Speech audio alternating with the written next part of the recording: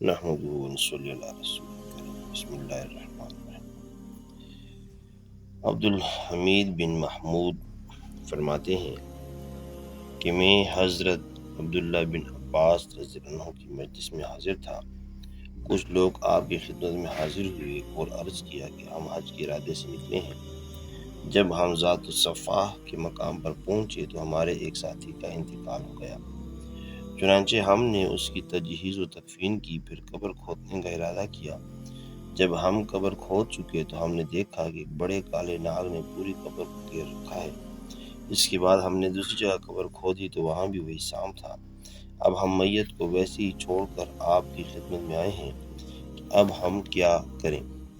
حضرت عبداللہ بن عباس رضی اللہ عنہ نے فرمایا، یہ سام اس کا وہ بد عمل ہے جس کا وہ عادی تھا، جاؤ اسے اسی قبر میں دفن کر دو۔ اللہ کی قسم اگر تم اس کے لیے پوری زمین کھود ڈالو گے پھر بھی وہ سام اس کی قبر میں پاؤ گے۔ بہرحال اسے اسی طرح دفن کر دیا گیا۔ سفر سے واپسی پر لوگوں نے اس کی بیوی سے اس شخص کا عمل پوچھا۔